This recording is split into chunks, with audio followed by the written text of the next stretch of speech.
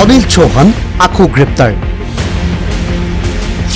দেশৰ কুখ্যাত গাড়ী চোৰ এই অনিল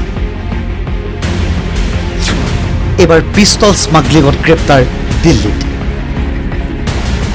কুখ্যাত আন্তঃৰাষ্ট্ৰীয় গাড়ী চোৰ অনিল চৌহানক আপোনাৰ মনত আছেনে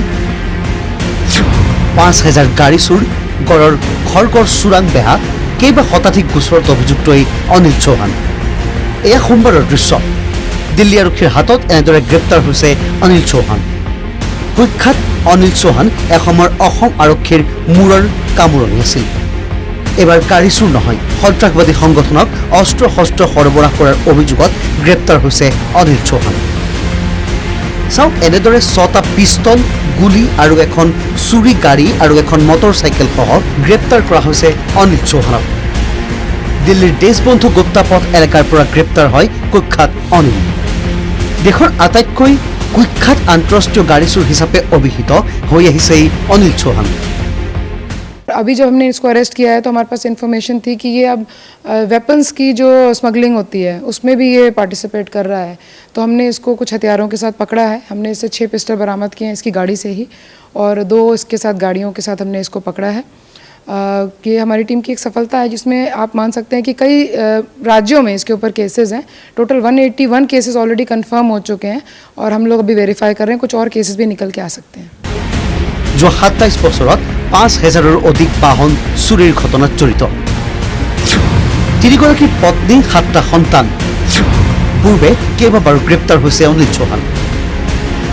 2015 চনত প্ৰাক্তন কংগ্ৰেছী বিধায়িকা ৰুমি নাথৰ সৈতে গ্ৰেপ্তাৰ হৈছিল চৌহান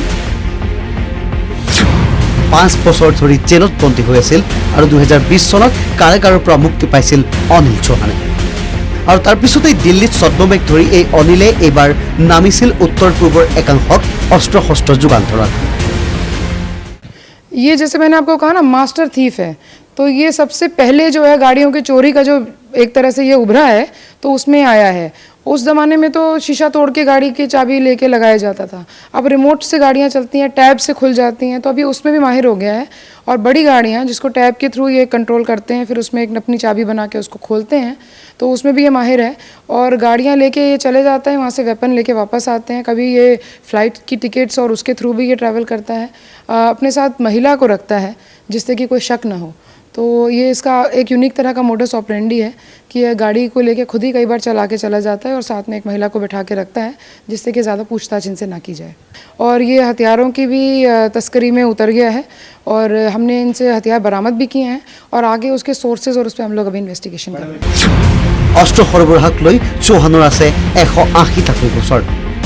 দিল্লী আৰক্ষীয়ে প্ৰকাশ কৰা অনুসৰি 52 বছৰীয়া অনিল চৌহানে এক বিলাসী জীৱন কটাই আহিছিল ঠিকা গাড়ী চোৰ আৰু এবাৰ পিস্তলৰ স্মাগলিং আৰু অৱশেষত দেখা গ'ল 100 গৰু মাৰি বাঘৰো মৰণ অনিল চৌহান আকৌ ৰঙাঘৰৰ আলহী দিল্লীৰ পৰা মনীষ শুক্লাৰ report NKTV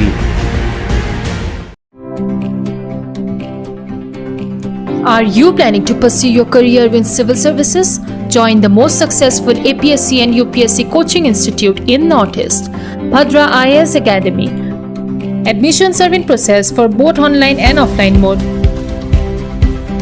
It includes study materials, mock tests, model question and answer, monthly magazine and interview guidance. Bhadra IAS Academy is well known for its excellent successful results. Last year, all the ACS toppers were from this institute securing first, second and third rank.